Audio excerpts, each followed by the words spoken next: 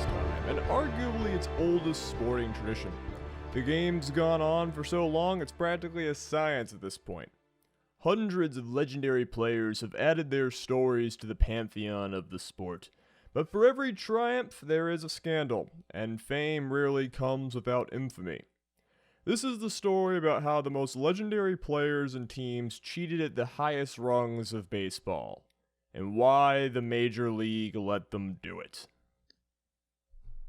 Welcome to No One is Competent, the premier podcast about how competition is fake and merit is a lie. We've got a bit of a weird one today.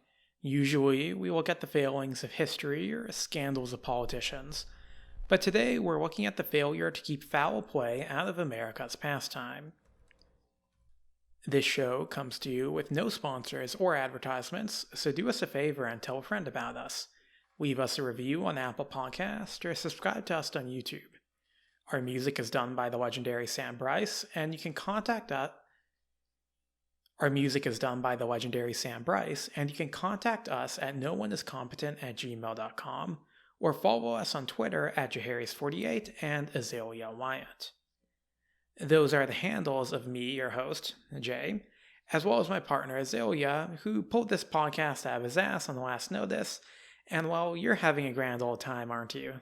Jay, I have done enough Adderall today to become the god of time. Like, I am the world, you know what I'm saying? Yeah. I can see the lines in the Matrix, and the more I move, the faster I get. You know when you're doing stimmies and like you just get that nice little cold feeling on the back of your neck, and that sweet, sweet clarity of like finally being able to think for the first time in your life. I mean, I don't know, but I'll take your word for it.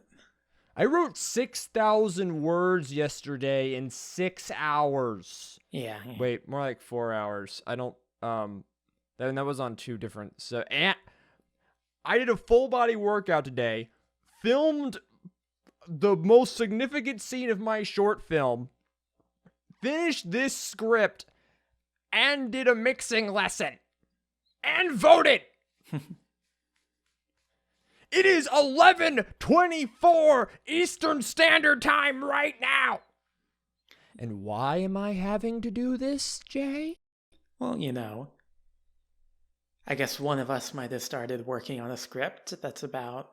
I'll leave the topic unspoiled for the audience, but, you know, I picked a topic, which is the podcast a week late? Yeah, well, just a really big war with a lot of different figures in it, and a lot of propaganda and grand narratives. And it's a bit hard to boil down this war into a single episode, or wars really. So that'll come a little bit later.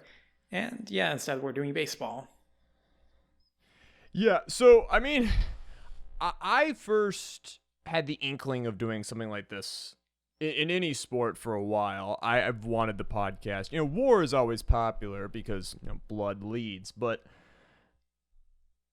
the podcast is about failure, and you and I are both very interested in sports. We've talked a lot about, even beyond sports, the meta of sports and competition, the psychology behind it. I find it fascinating. As an autist, I see the world as a series of rules and agreements, and sports are literally just rule sets. Like a sport is simply a list of things you're not allowed to do, right?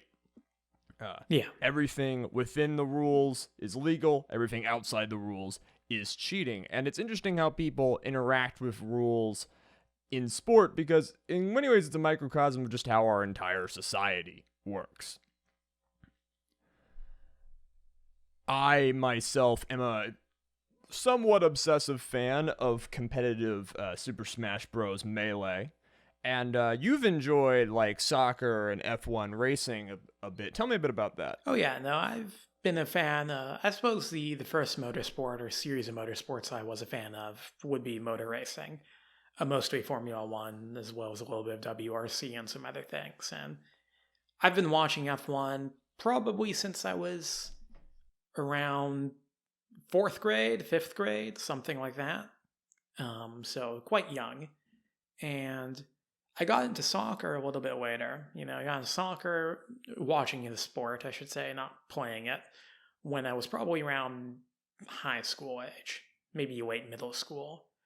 But, these sports, just I get a lot of enjoyment out of watching them, out of following them, particularly international football.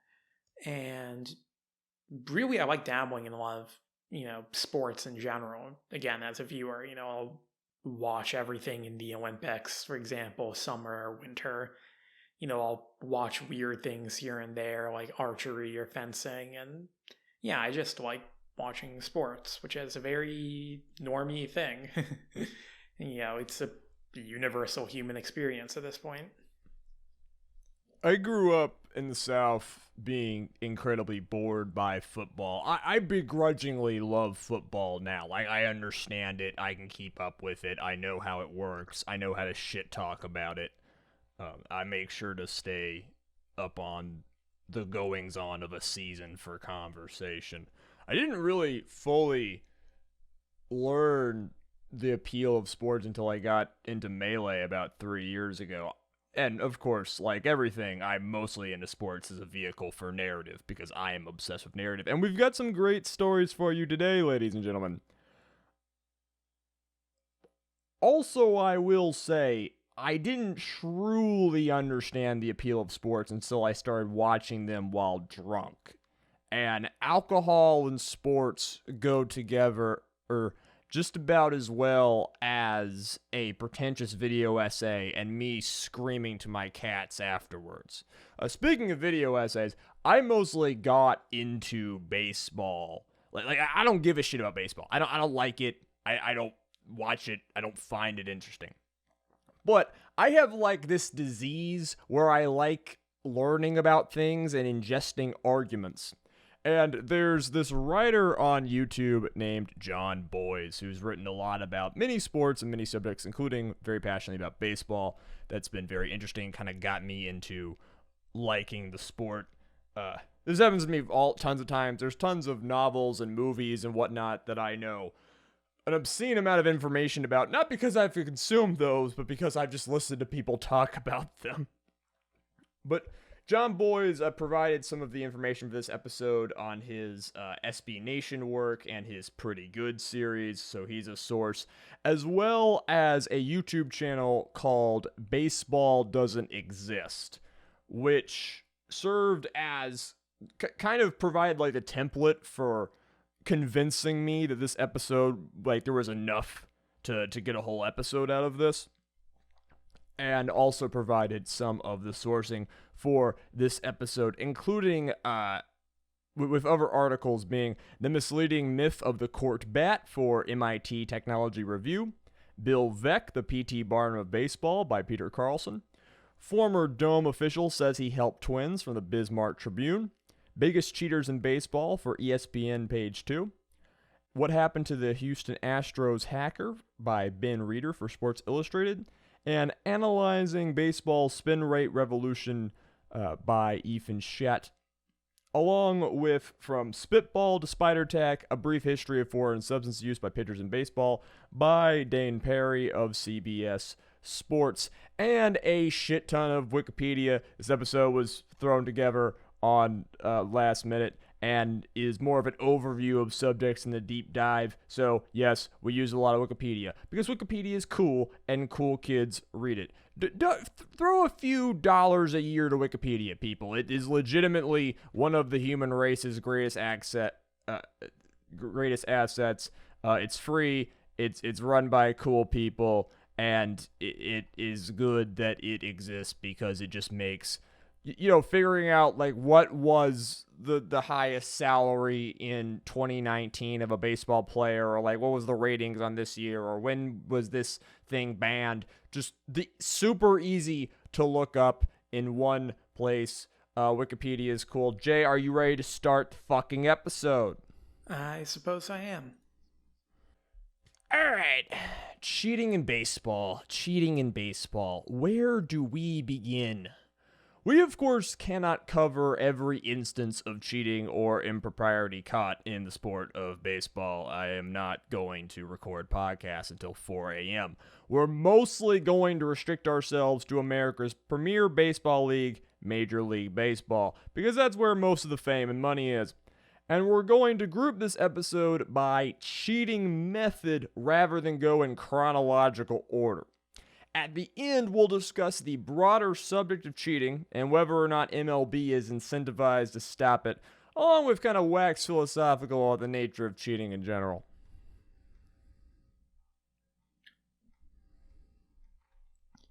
A quick primer on how baseball works for the uninitiated, or a refresher for the casual.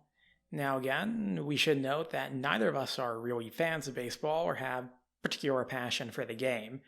I was trying to think of what my experience with baseball is. I've played 30 minutes of cricket, and I watch Niji-Sanji Koshin, which if you know what that is, then you are a good person. And that's about it. Have you ever attended a baseball game? I briefly attended a minor league baseball game back, in school. I don't remember how old I was. I think I've attended 4. 2 of them because I was in a high school marching band playing the national anthem beforehand, and me and my classmates mostly spent it doing truth or dare or making out in the stands or whatnot. The other ones I learned the passion of drunk let's just say that drunkenly screaming at the ref is one of the most entertaining things you can do at a baseball game. Far better than actually watching it yourself. We did do softball in the high school gym class, and all I remember is I could hit the ball. And that when I was in NJROTC, I was the 3rd highest ranking officer in the unit because I was a nerd. And I passed my PT exams, all right? I was on orienteering team. I could run. I could do some push-ups, but I was not known for my physical prowess, okay? But one PT day, we were playing softball, and Master Guns made me stand behind the plate. I swung 4 times. He's insert Azalea's legal last name. You're gonna stand there, you're gonna swing until you hit the ball. And eventually, on my 5th try, I did. I see. But yeah, so again, we're not experts. No, the Nate Silvers out there can come to us with their complaints and spreadsheets and statistical equations, and we'll probably just ignore you. Please leave comments on your favorite scandals that we mixed or any corrections in our YouTube comment section. We appreciate you juicing the algorithm for us. Mention your favorite team. If somebody mentions a team you dislike, then feel free to flame them and, just all that good stuff. But yeah, so the point of baseball is to hit the ball with a bat and run around the bases. There are 4 bases arranged in a diamond. The batter starts at home plate, and once they hit the ball, they run counterclockwise around the bases. They aim to get all the way back to where they started and score. A pitcher, meanwhile, stands on the raised mound in the middle of the diamond. This diamond of plates is called the infield. The batter stands in the front of the home plate and is restricted to an area around it called the batter's box. Behind the batter is the catcher who works with the pitcher. In fact, when the first batter walks onto the field, they're the only person there on their team. Only on defense is baseball a real team sport. The pitcher's allies man all 3 other plates. They are also arranged far behind the infield. Most of the pitch the sport is played on is called the outfield and is covered in grass rather than the dirt of the infield. The defenders want to catch any hit ball, or failing that, return it to the infield. If they catch the ball before it hits the ground, or tag the batter with the ball as around the bases, the batter is out. They can no longer score. Obviously, the pitcher would prefer to simply prevent the batter from hitting the ball in the first place and get him out of the way. If a team scores 3 outs, they relinquish the ability to score and give their opponents a shot. One set of both teams trying to score is an inning, with a game ending after a set amount of innings, generally 7 these days, and whoever scored the most points wins. So if you're on offense, you want to hit the ball and then hit it as far as possible. The cleaner a hit you can get on the ball with the center of your bat, the farther it will go.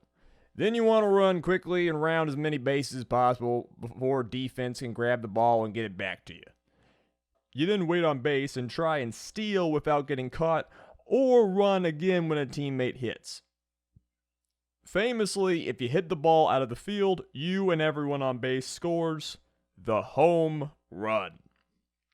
If you're on defense, you first want to stop your opponent from hitting the ball. If they do hit, you want to catch and return it to them as quickly as possible. A pitcher will often vary the way they throw the ball to keep the batter guessing. If a batter is confident about how the ball will be thrown, they might hit it straight on and score easily. Again, this is all super basic, but every element that we have mentioned will be fucked with at some point in our podcast. Yeah, and what we've told you is basically all you have to know for now. Baseball is a very weird team sport, as you might be able to tell by now. In hockey, basketball, rugby, and so on and so forth, players are constantly scrambling around the pitch. Baseball is far more irregular and still. Pitcher throws, batter swings, fielders react, reset. Pitcher throws, batter swings, fielders react, reset. There's a rhythm of this game, a structured pace like a well-oiled machine.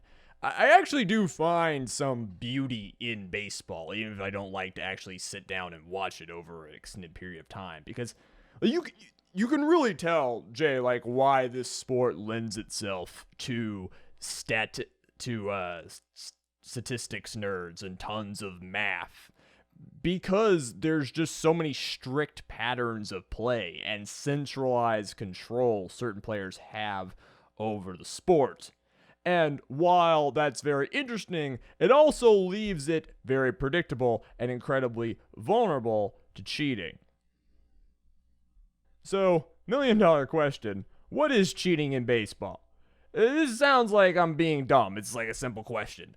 But MLB generates billions of dollars every year. And when that much money is up for grabs, folks start getting really pedantic really fast. The rule book gets cracked open and the nerds quibble about the wording of every sentence.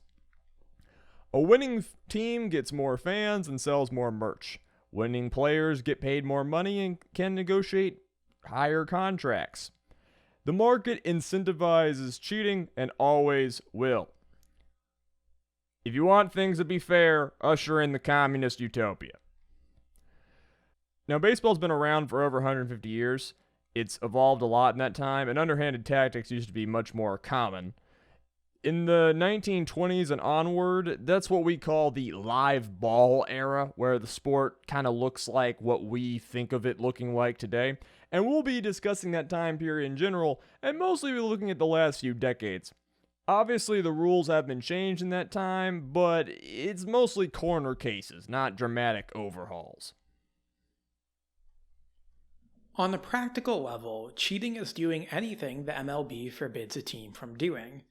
Not only does the MLB lay out how a baseball game is to function in painstaking detail, but there are also strict rules on how players are acquired and paid, as well as on how team fields are structured. But really, what is cheating? What does it mean to break the rules? Why do the rules even exist? Someone of high opinion might say that the rules exist to best measure skill. We want those who win at baseball to win because they're better at scoring and defending than their opponents, because they're stronger, faster, more disciplined, better conditioned, and have a higher mastery of the game. If I grab the ball and run faster than you, catch up to you, and tag you out, that's good. If I pull a revolver and shoot you in the kneecaps to catch up to you, that's less than good.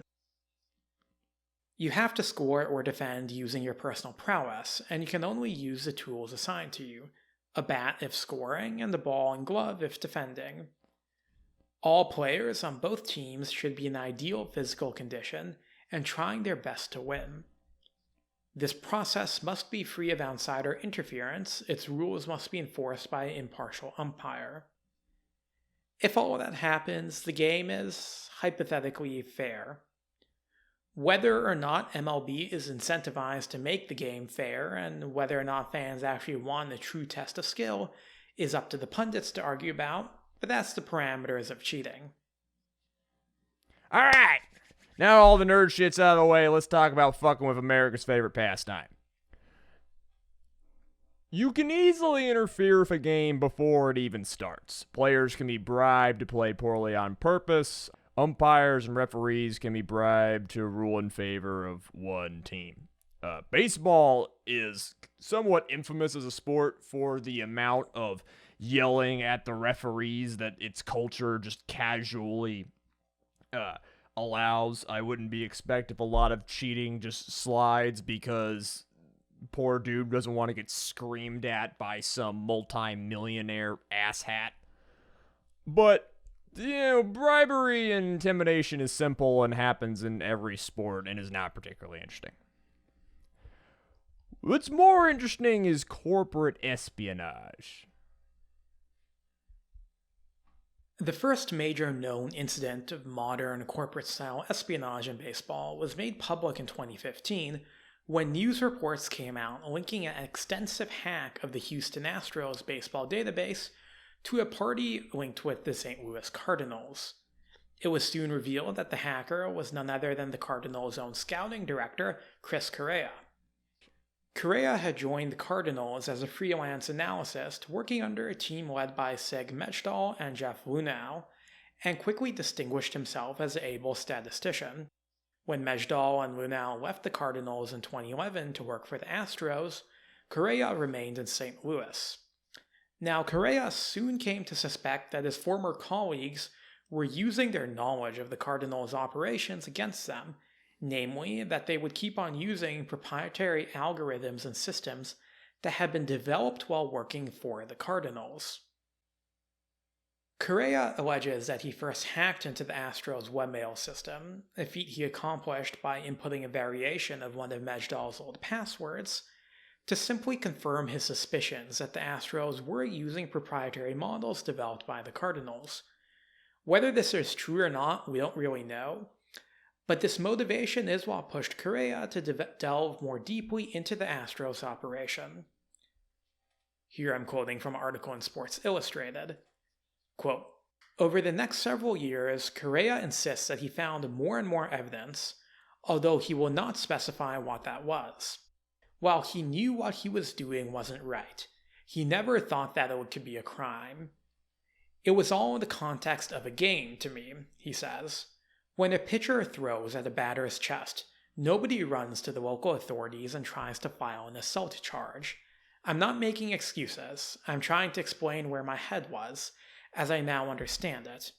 If another team does something wrong, you retaliate. That's the lens through which I mistakenly viewed it, and I use that to give myself permission. It was wrong." When all was said and done, Correa accessed the Astros database over 47 times, gaining information on their draft rankings, scouting reports, and trade discussions.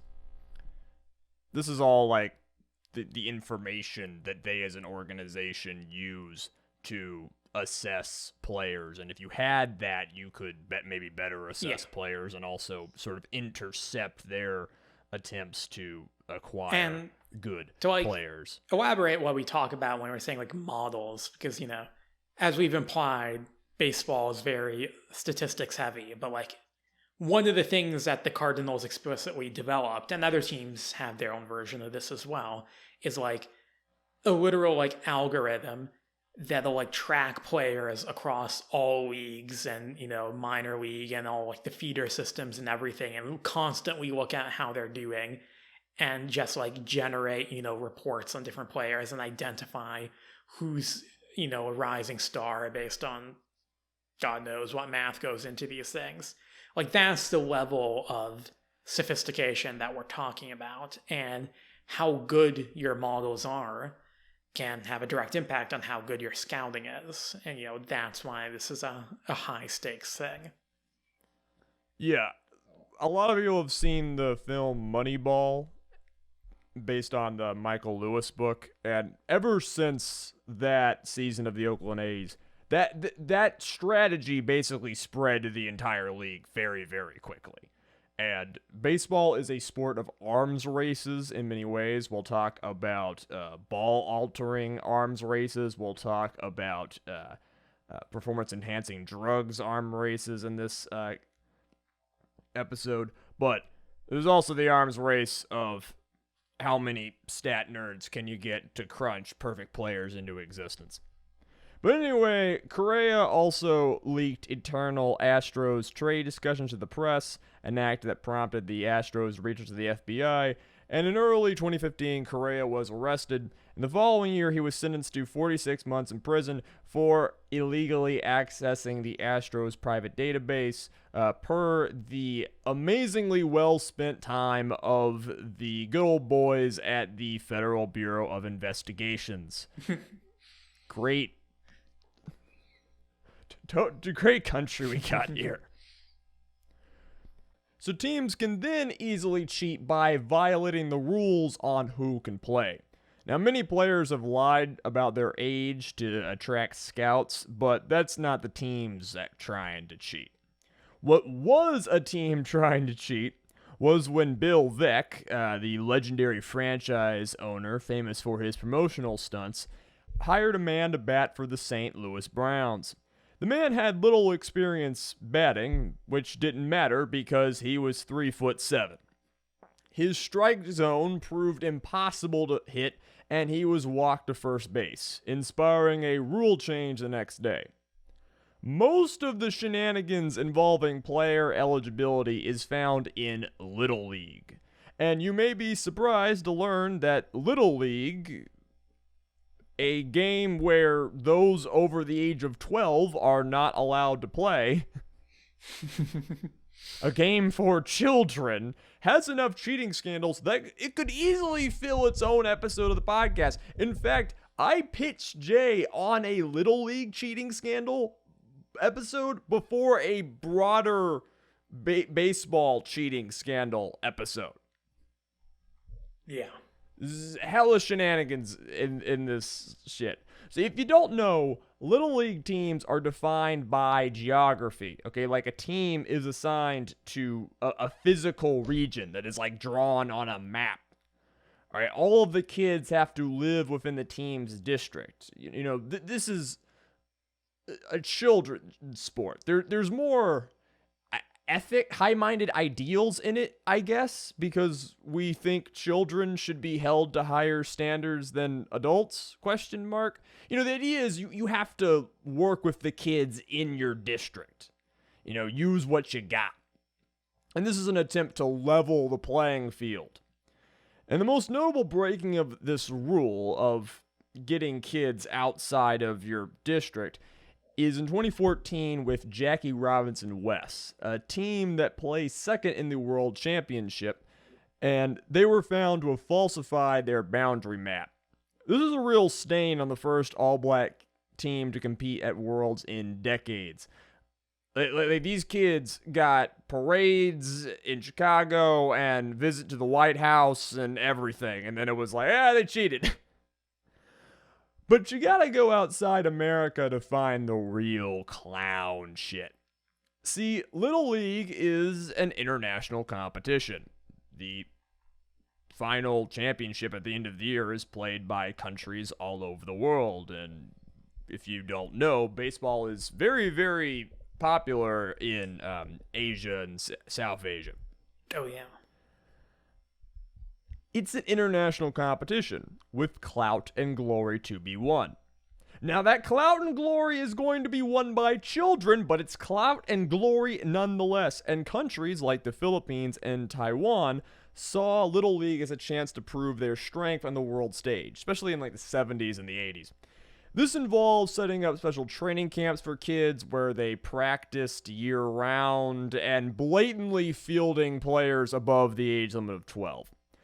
We want to keep this episode focused on Major League Baseball, but if y'all want to learn about some just stupid-ass shenanigans Go ahead and look into the Philippines, Dominican Republic, and Taiwan, and all of their and maybe some of South Korea and all of their attempts to create teams of athletes that no reasonable amount of 12-year-olds could ever beat. Now, plenty of cheating involves people outside the game. In 1935, the Chicago Cubs handed small mirrors to fans in the outfield so they could shine light in the eyes of the opposing batter. That also came from the brilliant mind of Bill Veeck, who is a guy like considered to be very important to the sport, mostly because of all of the ways he came up with to fuck with it and weird promotional stunts. I can't say that's ahead of the time because, there are people who will do this now with laser pointers. I think the mirrors is a bit more clever, really. 1935. Dude was cutting edge. Yeah. Baseball seats fans all around the pitch, and they're often very close to the players. It's easy for a fan, caught up in the love of the game or, the logic of alcohol, to throw something at the enemy team to distract, frustrate, or injure. Famously, Jackie Robinson had to dodge projectiles from racist viewers while integrating baseball's major league, and the old days have plenty of tales of fan interference. Now, you would expect this practice to have died out as we grew more civilized as a country, but then, what's this? Fans at Yankee Stadium hurl beer bottles at Cleveland Guardians players after a New York walk-off, from People magazine by Abigail Adams, published April 23rd of the year of our Lord 2022. God bless New York. God bless New York indeed. Now, like most sports, baseball is rarely played on neutral ground. Each team has a stadium that they'll use for around half their games, and a home team advantage can extend far beyond having fans cheer for you. Like, maybe you're the superintendent of the Minnesota Twins, and you manipulate the air conditioning fans in the stadium to blow balls out when the Twins are batting, and then blow balls in when the opposing team is at bat.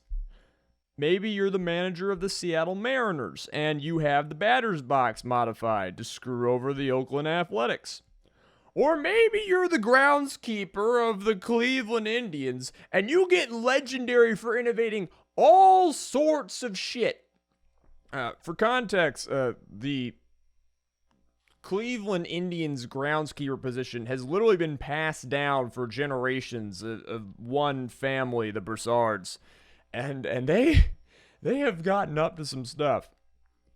In the 20s and 30s, the Indians would literally move the fences of the outfield to change the difficulty of a home run.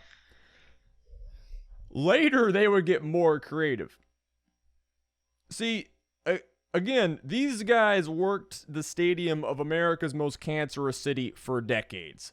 Legends say they would specifically grow or cut the grass to hinder certain teams, or slick them with water from the sprinklers to muck with the outfielders.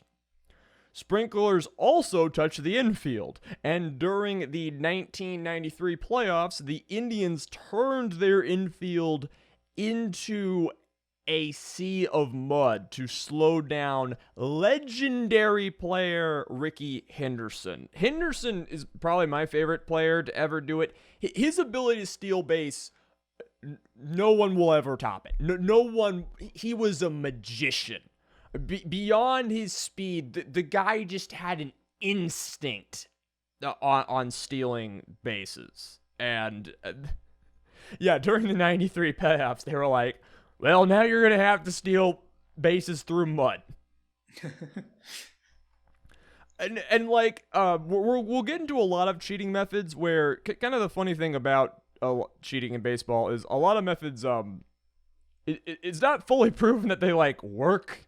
Like, I don't know how much of this is effective, or maybe if you're messing with the field, you might also hurt your own team, but like, they do it, and they're not really ever stopped from doing it. I mean, there are parts of the world where Soccer teams will hire witch doctors to curse the enemy team, and does it work? Maybe. Can't say it does. Can't say it doesn't. So a stranger. It's not crazy if it works. Yeah. If you hire a witch doctor to curse the enemy team and you win, that's not crazy. That's science. Indeed. Cheating goes beyond interfering with the game. It usually means giving one team an advantage, including an information advantage. Sign stealing is a classic example of cheating that is unique to baseball. You see, the pitcher is by far the most important player in the sport. They literally dictate the tempo and speed of the game, and they instigate every play. Teams learn enemy pitchers. They learn what kinds of balls that pitcher likes to throw. They try and practice against those throws and come prepared to face their opponent. A pitcher, in turn, tries to stay unpredictable. A pitcher works with a catcher. Now, the catcher has a far less dramatic job, but serves as the pitcher's crucial wingman. They study the batters up close and try to divine their weakness. A catcher will often suggest a type of throw to a pitcher using a predetermined signal. The catcher tugging on their cap with their offhand might signal a fastball. A few taps of the chest might suggest a curveball. These are signs, and they will vary from team to team across all leagues. If you see a catcher's sign and learn what it means, then pass that information off to the player, you are sign stealing. Now, you may be shocked to learn this is not inherently cheating. In fact, this is just kind of an accepted part of the sport. It's like calling your opponent's mother a whore in hockey. Like, it's not technically in, what you're supposed to be doing to win the game, but it's just an accepted part of what you're supposed to do while you play. Yeah, I as somebody who didn't really know much about sign stealing beforehand, even I don't think there's anything wrong with it from a philosophical viewpoint. It's not a test of your physical ability, but I don't see it as cheating to just figure out. Yeah, no, there have been cases where players have bumped into each other and a player's sort of playbook falls out of their belt and another player picks it up and then they learned and they pass it off to the manager and then they brief all the guys and they get advantage and that wasn't cheating. Yeah. Because that was just by accident you learn the information. It's standard practice for a scorer on second base to use their eye line. They're standing. If you're on second base, you are standing right behind the pitcher. So the pitcher has an eye line on the catcher doing the signs, and so do you. It's standard practice for a person on second base to try to see the signs and use their own signs to signal the batter, try and decode on the fly. Guesswork and pattern recognition will slowly crack the codes, useful for a long game or a series of games to determine the end-of-season championship playoffs. Now, catchers will try and be covert about their signs. They'll often switch them up and make up false signs to throw off an opponent. A pitcher could also throw a completely different pitch if he thinks a sign has been stolen. This is a cute little game within a game that athletes play, and there's little evidence that it actually changes much or gives a batter significant advantage, except for a case that we'll be talking about in a sec. Baseball is an old sport of unwritten rules and tradition. Sometimes you just do shit because, that's how it's done. I personally think the whole signs and stealing signs thing is probably does not affect the game on the traditional level that it's done of players just physically trying to figure out the signs and look at the signs with their human eyes. Yeah. They're just doing that because when you're in a competition, you do anything you can do to affect the outcome, even if it's just purely placebo.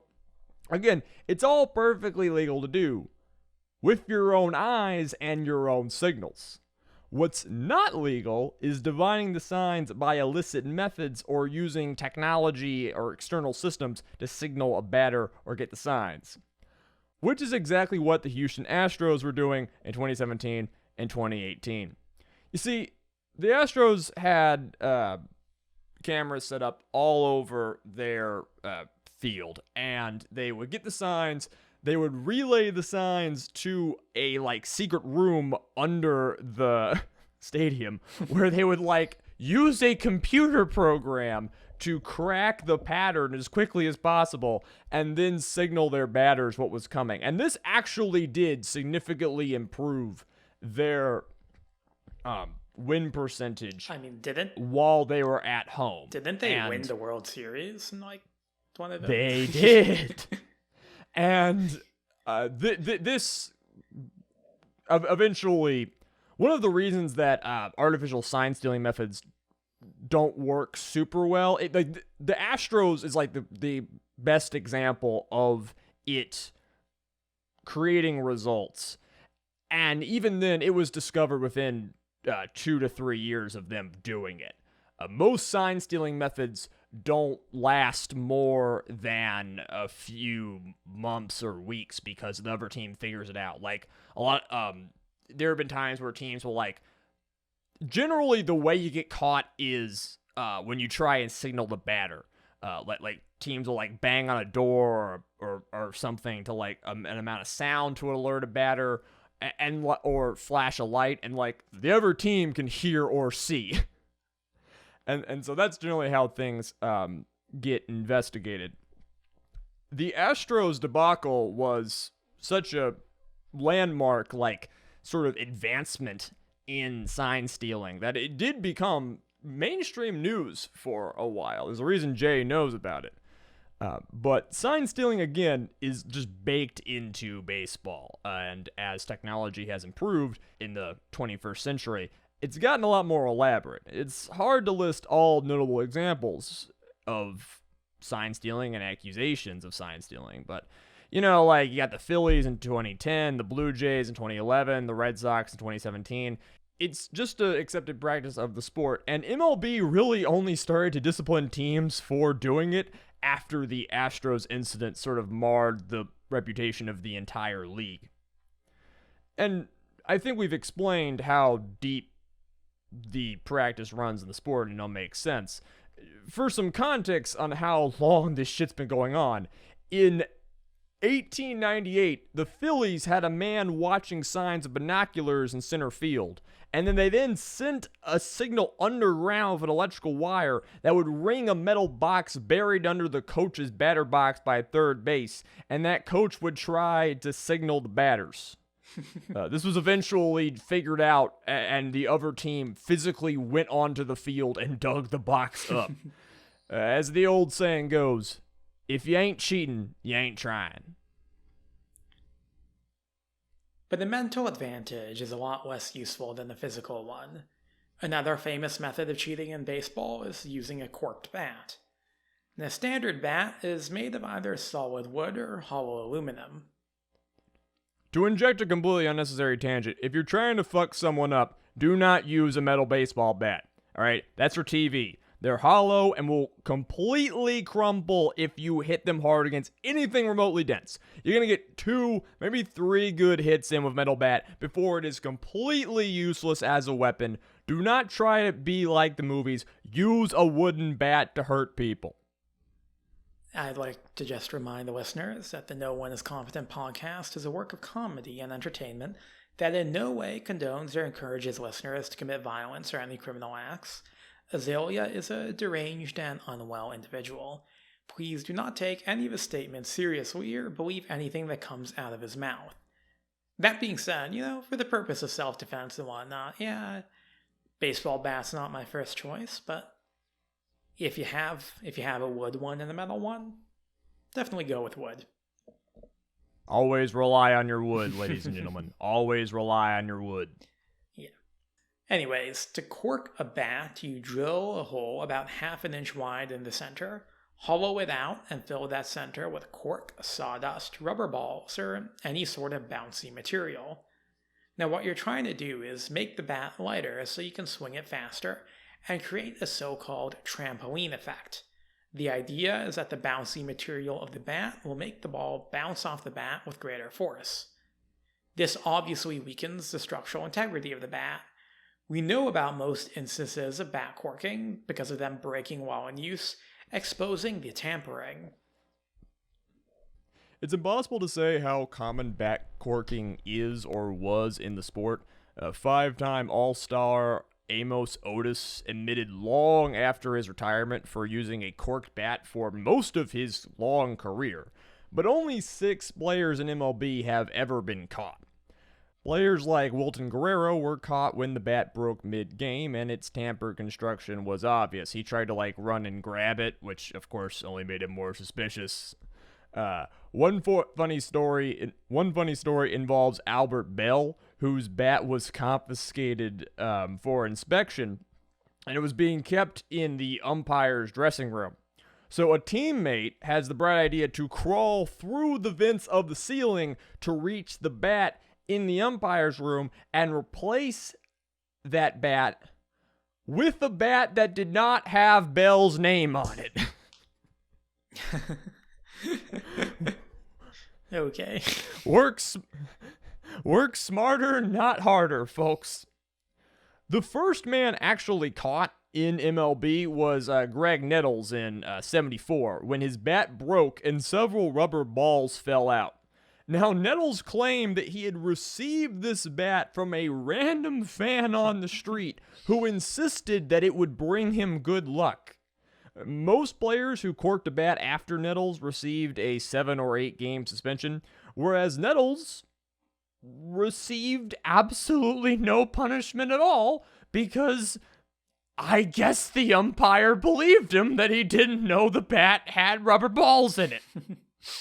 Who fucking knows? Yeah, you can't prove that you didn't know. As famous as this method of cheating is, the MLB doesn't really seem to care all that much about it. They seem to have only issued suspensions of a few games and minor fines to violators of Rule 6.03A5. This practice has also mostly died out in the last 2 decades. And it's died out because anyone with a rudimentary understanding of physics can tell you that it doesn't work. Corked bats are no better than regular bats, and probably worse. Force equals mass times acceleration. A lighter, less dense bat is going to hit softer, and you can't generate enough speed to compensate. The trampoline effect is also complete bunk. The University of Illinois went as far as to make a bat-swinging robot and have it hit hundreds of balls to measure the effectiveness of different bats. They found no increased effectiveness of a corked bat or increase in the elasticity of the ball. They suggested that a lighter bat may give the batter more control over their swing, but that could easily be offset by the use of a less familiar bat. If you're wondering why players would cheat in a way that provides no benefit, remember, players do things all the time for no proven benefit. Professional athletes are a superstitious bunch with an endless array of pre-game rituals to help their performance. If the legends of their sport believed in the corked bat, so will they, but besides placebo, corking a bat provides no advantage.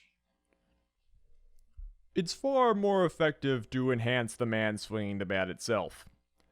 Performance-enhancing drugs, or PEDs, are perhaps the most infamous form of cheating in baseball, and they're common across all sports for both decades in the past and the modern era, from Adderall in esports to Russians doping at the Olympics. There's lots of drugs that can enhance physical attributes: amphetamines for reaction time, steroids for muscle mass, blood doping for endurance, and science is only coming up with more of them. Funnily enough, MLB has a bit of a history with substance and vice. You can kind of actually divide the sport into eras based on what was most popular at the time. Dip, called chewing tobacco if you're a narc, was once nearly ubiquitous across the sport, and it's still common to see players spitting gunk today. In 1970, Doc Ellis threw one of the league's 317 no-hitters while high on LSD. Now, pitching one of 317 no-hitters does not sound particularly impressive until you remember that there are thousands of games each year, and that most no-hitters are a collective effort of several pitchers. Scholars have since debated whether or not this gave Ellis any sort of advantage. Now, MLB players abuse drugs just as often as any professional athlete, including alcohol. This is mostly done because drugs make you look cool and are fun to use. Once again, we remind our listeners that No One is Competent is a product of comedy, entertainment, and at times satire. No One is Competent in no way encourages or condones the illicit use of illegal drugs, or any activity under the sun other than voting against Brian Kemp. If you're using a substance recreationally, it's easy for it to negatively affect your performance. You could miss games, or practice, or get on bad terms with your teammates. You could also use drugs to bond with your teammates, and most players with a substance problem generally pick them up in the locker room. That being said, you're not supposed to show up to the game high. Surely that's going to make you play worse. Or will it? Going back to Ellis and that acid-blessed game, there's a lot of arguments over whether his condition aided or hindered his accomplishment. Ellis recounted seeing the ball grow and shrink in his hand and having a hard time focusing on the catcher's glove. Surely a hallucinogen would impair his ability to hit a small target. Beyond that, there's the nerves of it all. I certainly wouldn't want to pitch in a game that affected my livelihood while tripping out of my mind. That sounds rather stressful. But maybe it didn't hurt. Anyone who's been adequately zooted on a hallucinogen or altering substance has had a situation where they felt completely unable to do any task, only to execute an action normally upon being asked to. Like, to make up a completely fictional example, say you are time traveling while sitting in a booth in a terrible Mexican restaurant in Statesboro, Georgia. And you are completely sure that you are not going to be able to give your order to the waitress. But then when it comes time to do so, you hear yourself open your mouth and speak your order with complete sober proficiency. And then, she leaves and you wonder how in the fuck you did that. Again, in a completely fictional, made-up example. This has to do a lot with the perception of time, which hallucinogens fuck with. When inert, the stoner's mind easily stretches time, making them feel lethargic, whereas in motion or while doing a simple task, one might feel normal. If you're new to exploring your mind or get scared a lot while high, we recommend you stay in motion. Walk around, watch something, talk to people, do a simple task, and remember to always know what you're thinking and do so in a safe space around cool people when you're in a cool mood. Anyways, a depressant may relax an athlete and make them less stressed by a task at hand. It may also eliminate distractions or nagging thoughts. A lot of people are better at simple tasks with a beer or two in them, but things go downhill quite quickly, and no one can completely time out their high, which is why you shouldn't drink and drive unless you're smarter than every other human on this planet, which you're not because you're not me. Anyway, even if a depressant like alcohol made an athlete better, it would only provide an advantage for a short period of time, like a dozen, 24 minutes, and only in small doses. You're mostly getting worse, and if you're telling people you're only drinking to play better, they ain't gonna believe you.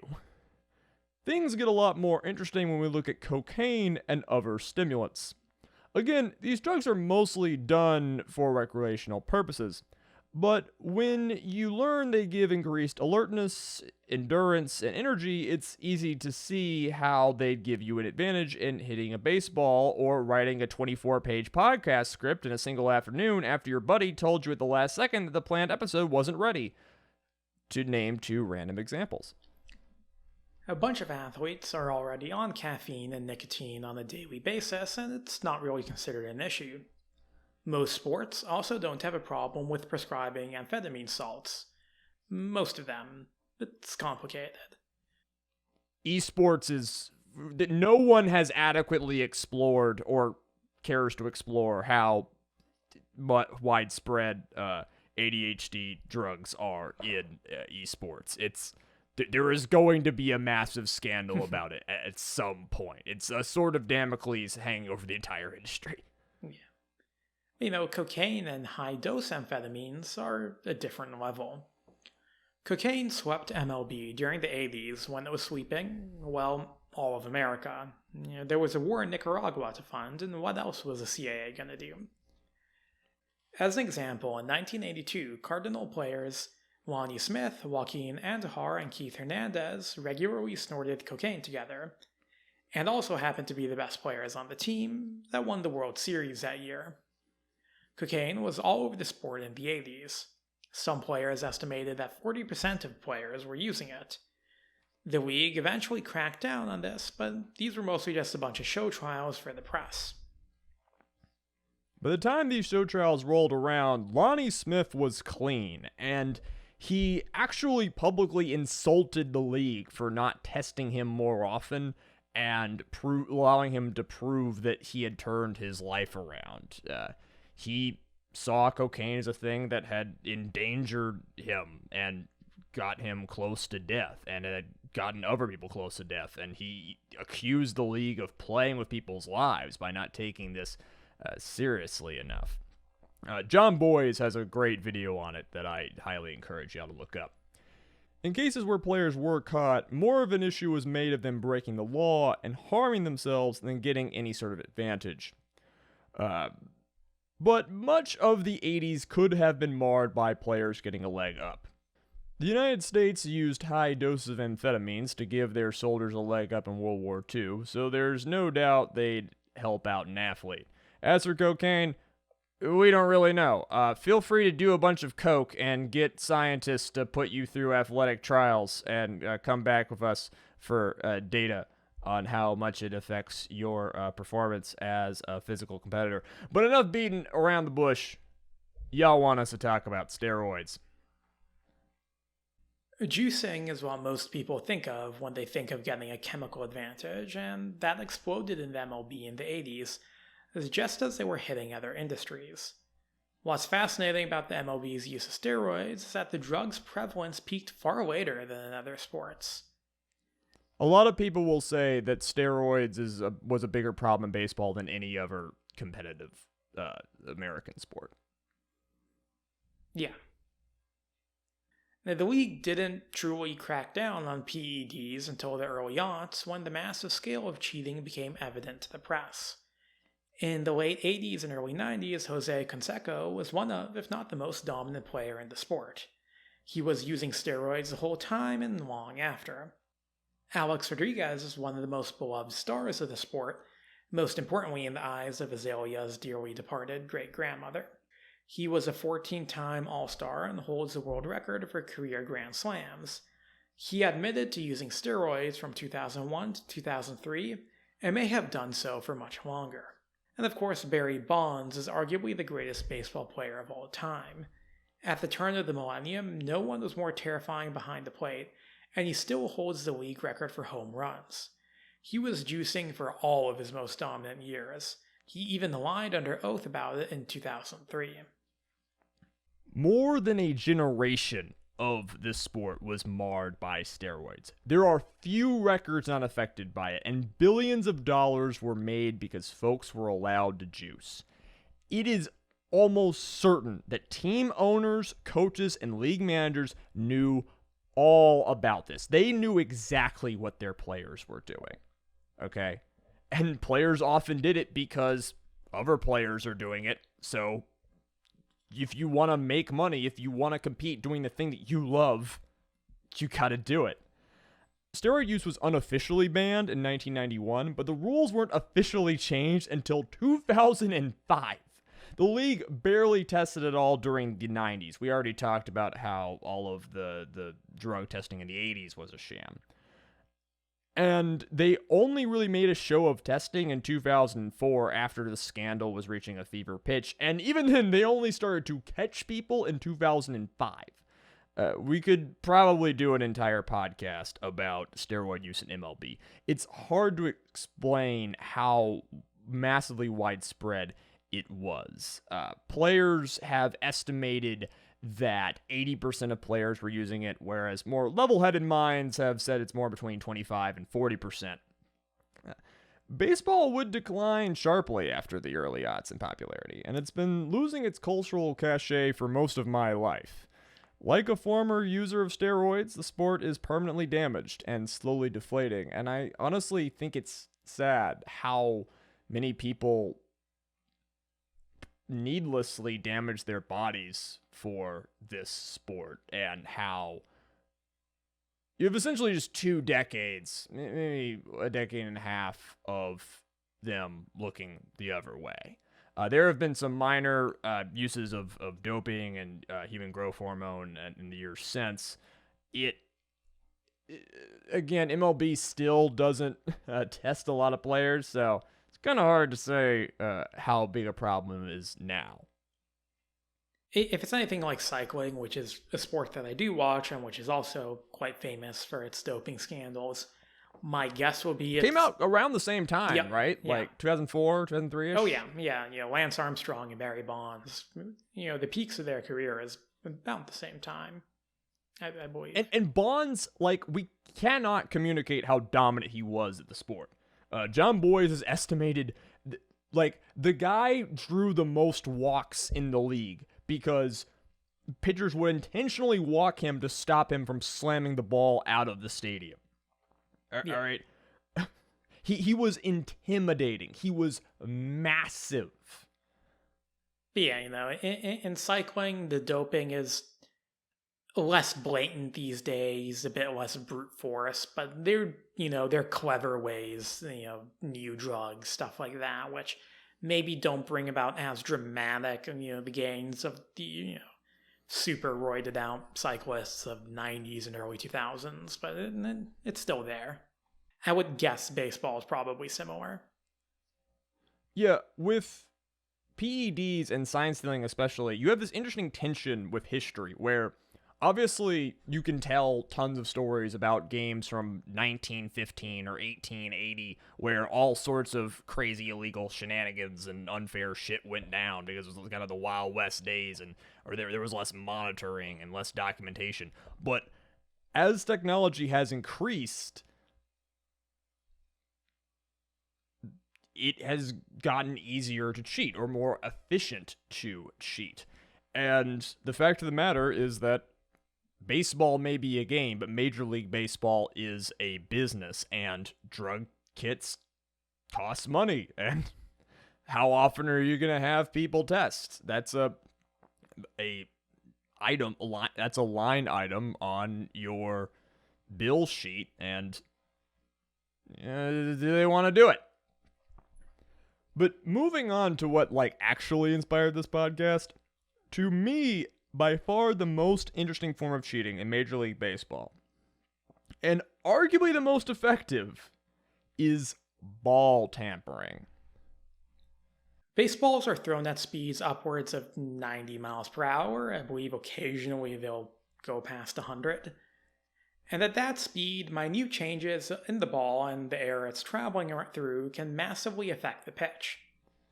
As an example, there's been cases where Major League Baseball has changed the manufacturer of their balls, and the thread of the baseball has increased by 0.5 millimeter, and that has had a statistically trackable effect on the ball. When you get to this speed, any change in the way the ball, in the size, texture of the ball, even the air the ball is moving through, will dramatically affect it. Yeah.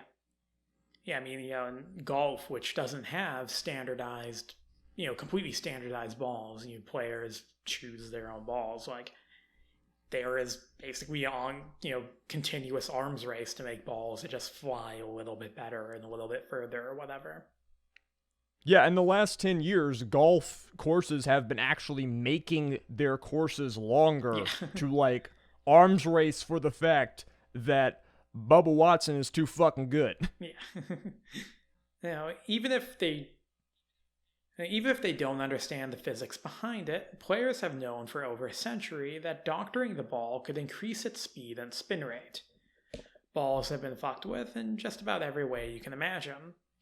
The same groundskeeper who rigged the field for the Indians is also credited with coming up with the idea of freezing baseballs to increase their density and with that, their speed.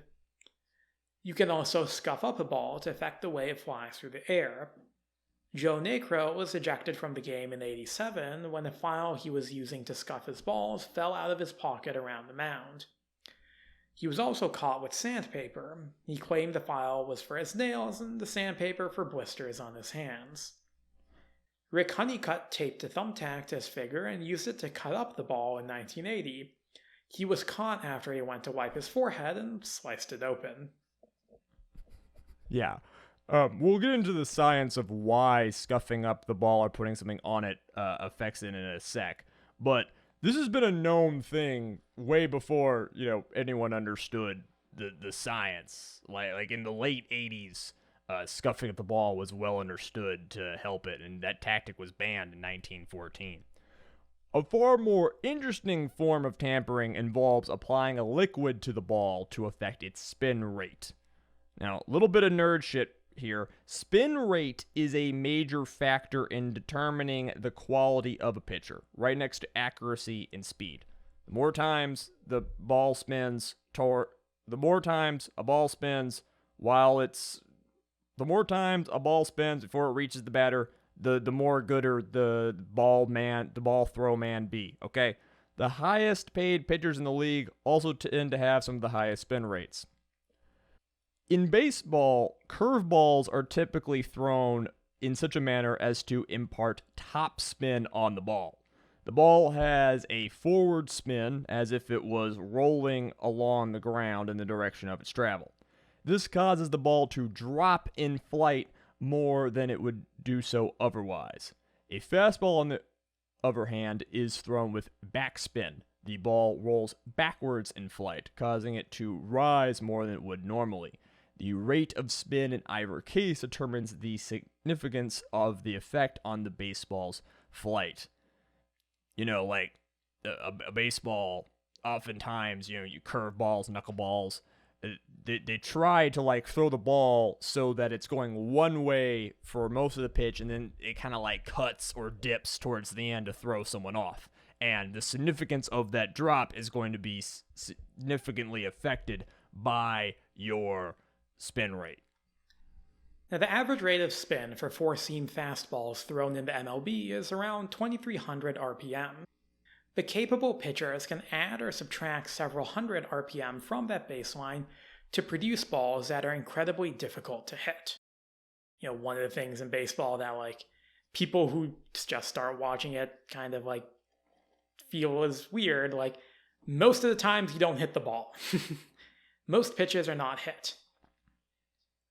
More than 2/3 of pitches aren't hit. Yeah. When balls were scuffed up in our previous examples, what was going on was that the pitchers were increasing the traction on their balls, making them easier to grip. This increased grip means that the pitcher's hand stays in contact with the ball longer, leading to greater spin. The sticky liquid applied to the ball can have a similar or more potent effect while leaving behind less evidence.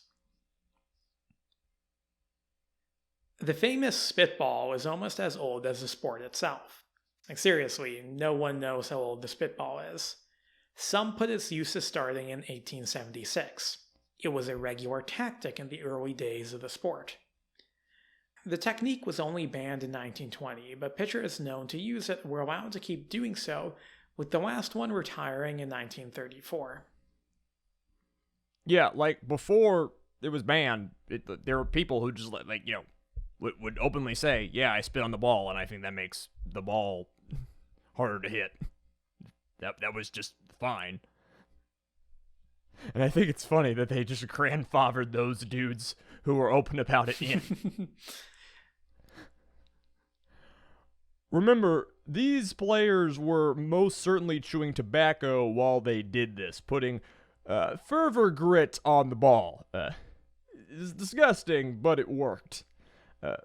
Fun fact, all that tobacco spit is why most old baseballs you'll see are as brown as they are. Maybe not a fun fact, that's actually disgusting. Pitchers kept spitting on the ball far after the technique got banned, of course.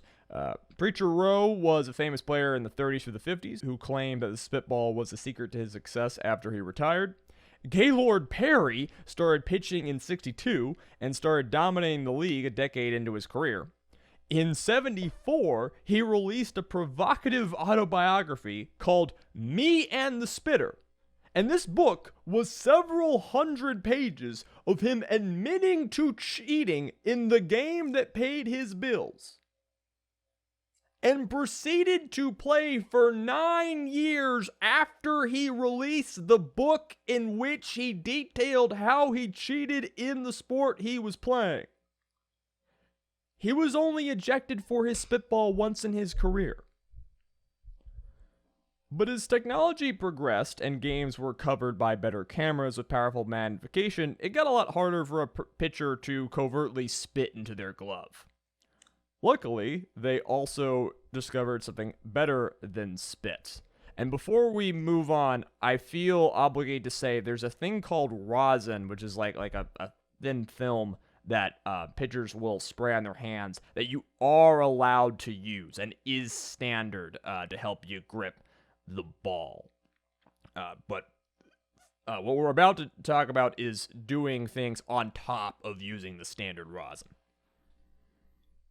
Yeah, once people figured out the science behind grip and spin rate, so-called foreign substances were applied to balls all over the MLB. An easy discovery was rosin, as well as sunscreen, but players also moved on to glues and stickier materials. Spider tack is a material that strongmen put on their hands so they can lift up massive stones in competition. It's a niche substance, sold by a small manufacturer, and a few years ago, that manufacturer started wondering why they had so many orders going to baseball stadiums. To help you visualize what this stuff is, it's like orange in color, and you can put it on your hand, put your hand on a cinder block. There's videos of people doing this, and then like have this cinder block stick to your hand. It's that adhesive. Yeah, and it's even alleged that teams went as far as to hire scientists to develop ideal substances for improving spin rate. In the late 2010s, star pitchers started gaining powerful fame within the MLB, and it soon became an open secret as to how they were doing it. Foreign substances are easy to hide, especially if they're transparent. Maybe you dab some on your baseball cap, your belt, or the outside of your glove. You can find numerous videos on YouTube and shots from sports journalists of pitchers, touching a part of their clothing repeatedly before every pitch. Players can, sort of roll this off. It's like, oh, it's just a repeative action I do as a good luck thing, or or maybe you've got a dab of glue or something on your glove and you're grabbing a little before every throw. Between 2015 and 2019, the average slider spin rate in MLB went from around 2100 RPM to above 2400 RPM. Whereas balls thrown at 2850 RPM or greater were previously a rarity, some pitchers were now exceeding 3000 RPM on occasion. In early 2020, top pitcher Trevor Bauer estimated that upwards of 70% of players were using spider tack or some similar substance. It's exactly like steroids. If people who are competing with you for a livelihood are using a substance, you're going to use that substance. During the 2021 season, the league's batting average was the lowest it had been since 1968, with no-hitters becoming more and more common. Pitchers were playing better than they ever had, and this would all come to a head in the summer of 2021. Now, baseball is a sport of messy bitches. I cannot believe. I come from Melee, where we just had a top player lose a game and proceed to jump on a commentator's microphone and argue for 7 minutes about why his opponent's tactics need to be banned. And even Leffen as your baseline aside, MLB players are ridiculous. They'll scream at refs, they'll throw tantrums. Their owners are even worse. They take their sweet time at the pitcher's mound. They also like to goad each other and beef on social media. And from 2018 to 2021, the foreign substances scandal went from an odd rumor here and there to wild accusations to just an open secret league-wide. In 2019, Garrett Cole signed a $324 million contract with the Yankees. This was a record amount for a pitcher at the time, and it's alleged that part of that contract involved Cole bringing not only himself and his skill to the team, but also his specialty substance. Trevor Bauer was also at the center of this controversy and was widely responsible for popularizing it and kind of like spreading attention to it. The guy is kind of a I don't know actually enough about him to really develop a serious opinion, but either he's an autist hero or one of the most asshole clowns, attention whores I have ever encountered in my entire life. More data is required. In 2018, he was joking about his favorite substances to use on Twitter, and then later openly accused Cole and other pitchers of cheating. He would just casually say he could increase his RPM by 400 if he wanted to cheat. He's like, oh, too bad I have morals. I could be so much better. There was a game in 2018 where he pitched for several innings, but one of those innings had his RPM significantly higher than all of the others, which was, we can more or less assume, was just him demonstrating that he could do this. And Bauer would frame what he was doing as him trying to raise awareness of this problem because he doesn't want his opposing pitchers to cheat. He wants the league to enforce the rules. It also kind of became publicity stunts after a while. And by 2020 and 2021, it was clear from Bauer's spin rate that he himself was also using foreign substances to compete with other pitchers. Can't beat him, join him. In June of 2021, the MLB finally started cracking down, regularly inspecting players and balls and issuing harsher penalties. By August, players were regularly arguing with refs and getting ejected. Spin rates fell all summer. That being said, foreign substances are a known quantity in the sport by now, and if the league doesn't keep constant vigilance, they'll easily come back. Given that the league obviously knew for years and did nothing, it's a surefire bet that that'll happen. Sports writer Dane Perry estimates that foreign substances will always be a part of the sport. The foreign substance story is illustrative of how cheating works in sports and how hard it is to stop. It's expensive to stop people from cheating. It costs time and manpower in a sport that has hundreds of games a season. Baseball is losing popularity because it is a slow and glacial affair, and you're not helping that by inspecting a player's hands every time they go to throw a ball. Foreign substances seem to be a thing that, I guarantee this will be a problem. If not now, then in 2 or 3 years, the league will crack down for a bit, but then they'll just go back to not, and then players will go back to doing it again. And what's hilarious is that you can see, you can use a camera to track a spin rate. All of the balls are thrown on the camera because the games are fucking broadcast. You can see when a player is throwing way better than they should be. But still, it's yeah, fuck it. Again, MLB doesn't want to inspect every player who walks on a field. It doesn't matter if a player is using a foreign substance if they never get checked. And generally, players are only checked if the opposing team asks for it. Now, you would assume that teams would be incentivized to call each other on cheating, and they often are. But especially with foreign substances, it can be more complicated. But this goes for all cheating methods we've outlined. If a player cheats in a way to improve their performance, it'll usually take a while for them to get caught. In the meantime, weeks or months could pass, with that player being very dominant because they're cheating. And other players will start cheating in a similar way to keep up with their cheating opponent. They're only leveling the playing field after all. But then they're not going to stop cheating when they go up against a different fair opponent, are they? God, no. They want to win. So then Team C starts cheating to keep up with Team B, and within a season, the whole league is doing it.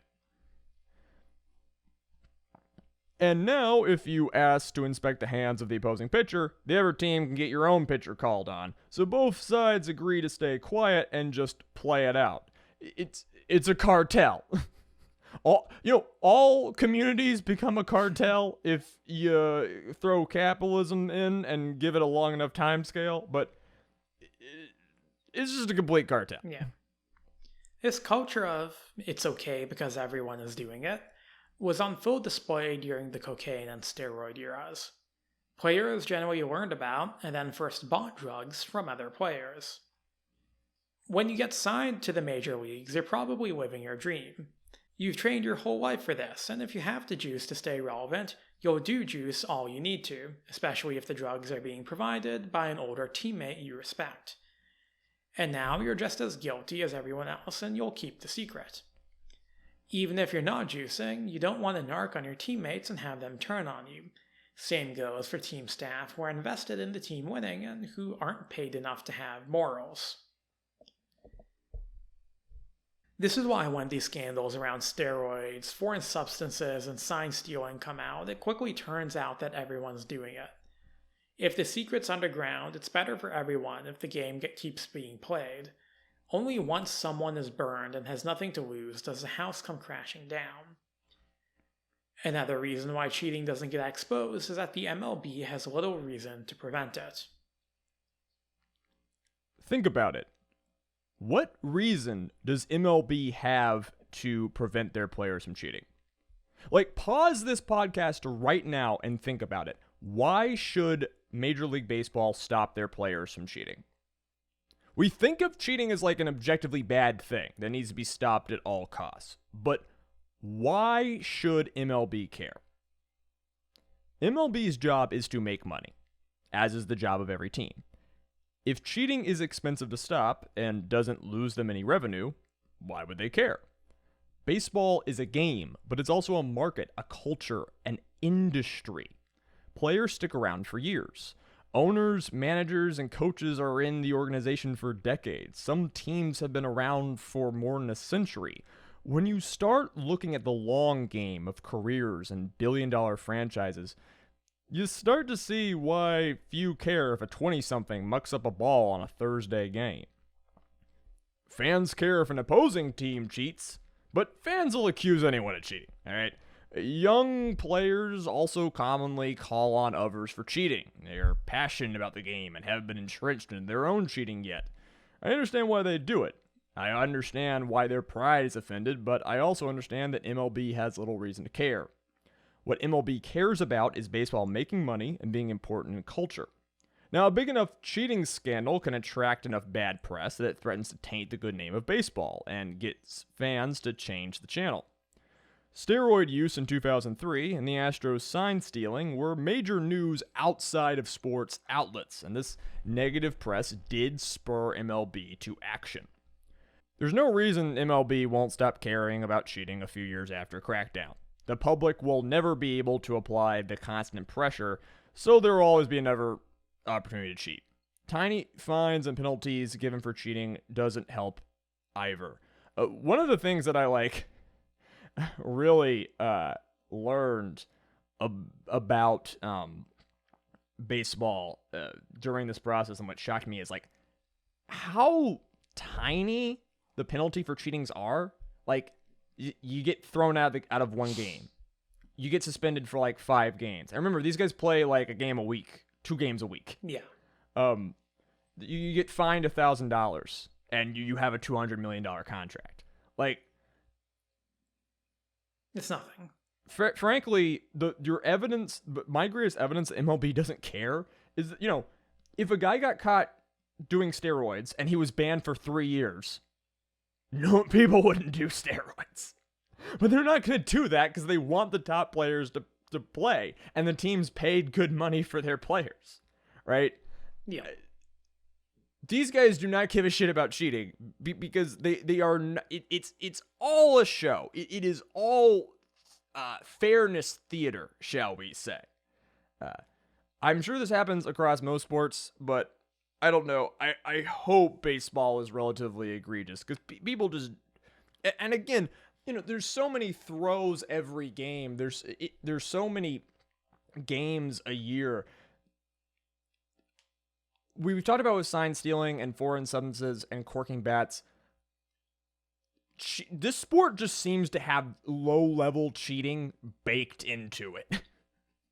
I personally don't believe that there's any big money sport which doesn't have endemic cheating in some way, because there's just so much incentive to do it, and everything we said about like if MLB doesn't have an incentive to stop it applies for football, American and European. It applies for tennis. It applies for even golf or something. It's just this is my personal belief. I think doping and other forms of cheating are endemic in all of them. MLB doesn't want their top players sitting out games and on the front page of gossip sites. They want them playing and making money, and if they're cheating while they do it, who cares? What we're saying is cheating's not addressed because it's not a threat to Major League Baseball. Except for when it is. Now, Zoe and I don't really watch baseball. He finds the sport mind-numbingly boring. I kind of just prefer other things. Most Americans don't actually find baseball that entertaining either. Attendance at Major League Baseball games has been slowly declining since 2011, with attendance figures in 2022 being 6% lower than that of 2019, that being the last pre-COVID season. TV ratings also dropped by 12% between 2019 and 2021, and while that figure is partially offset by an increase in streaming, the overall popularity of the sport has clearly been in a state of decline for several years. Back in the 90s, MLB All-Star Games regularly drew viewership figures of over 20 million. In 2022, the game managed only 7.5 million viewers. You can list 1,000 reasons for why baseball is declining, but it all sums up to the sport not being exciting enough for the modern media environment. I have a terabyte of premium anime on an external hard drive sitting on my desk. Why should I watch baseball? I love the shit I get to make Jay say. This is the best part of my not job. It's not untrue. It's not untrue for either of us. And one of the reasons baseball is boring is not enough happens. Even skilled batters strike out more than 2/3 of their plate appearances. The norm in baseball is boredom. Major league pitchers are supremely talented and disciplined, but one might argue that if they were worse at their jobs, the sport would be more entertaining. If only there was a way we could decrease the spin rate of every pitcher across the league. Many suspect that the MLB's decision to crack down on foreign substances last year had a lot more to do with the bottom line than preserving integrity. There are also accusations that it was a conspiracy by owners to devalue pitcher stats and thus sign them for cheaper rates across the board. The foreign substances era did see the highest pitcher salaries of all time. It's worth noting that there are decades of examples of teams conspiring to cartel and block a player out so they can pay less for that player. Oh, yeah, it is extremely common, and it's happening all the time, and nothing will ever be done about it because the team owners have all the power. Yeah, people will a lot of times look at athletes and be like, isn't it a shame that this athlete makes more than all the nurses in America combined or something like that? And to an extent it is, yes. And such are the absurdities of modern. I love how I heard that all the time as a kid by adults who would never vote for a tax increase to pay teachers more in their life. Yeah. They always, isn't capitalism so bad and we allocate resources so poorly in our world? It's such a moral abomination. Meanwhile, you're voting for Marjorie Taylor Greene or some Fucknut. And the thing is, like, if the franchise owners had their way, they would make all the money, and the players would, I mean, obviously not get nothing, but the players would make far less money. Really, because they're entertainers, they're an easy target for that sort of, like, immoral outrage without actually targeting the people who are, like, behind the system. But yeah. Baseball in most American sports is increasingly becoming dominated at the top level by people who grew up in pretty wealthy backgrounds and can train for most of their childhoods. But, like, I don't know. As an anarchist, a lot of athletes are people who come from nothing or poverty, and those people being able to do a physical activity, hopefully without killing themselves, and making shit tons of money and living comfortably in our society and providing for their kids is objectively good. Yeah, I don't care about athletes being paid, like, absurd amounts of money. Like, they're like I said, they're entertainers. They're doing a thing that people want to see. But yeah. Yeah, but you could argue that the use of foreign substances was actively hurting the viewership of the sport. And if you flip that around, you could understand why steroids were tolerated for so long. If the players are hitting more balls and getting more home runs, like people like to see, why mess with that? For as much as fairness and sportsmanship are touted as pillars of American morals, it's rarely enforced in practice. You can see this in the economy right now, and you can see this in baseball. Probably all sports. It's easy to say cheating is bad in the abstract, but from a practical standpoint, does it matter? Does it matter to the people in charge? Does it matter to you? If a game is equally fun to watch with cheating you don't notice, does it matter to you? Does it really? If it makes the game funner to watch, does it matter? Much funner to watch? Email us your answers if you want. Regardless, if every baseball fan was presented with two buttons, one that made their favorite team win the World Series, and one that eliminated all cheating from the sport, I'm pretty sure which one they'd press. This is No One Is Competent, your favorite podcast about why everything goes wrong. And we will be back next time with the War of the Second Coalition, 2 Fridays from now, on schedule. I promise, or else something redacted will happen to Jay. A parody in Roblox. Actually, wait, doesn't the FBI know about the whole Roblox thing? In Genshin Impact or some shit. Maybe. Yeah, our music is done by the legendary Sam Bryce. Again, you can follow us on Twitter at Jaharis48 and at Azalea Wyatt. Yes, Jay's name is spelled like the George R.R. Martin character because that is who he is in his soul.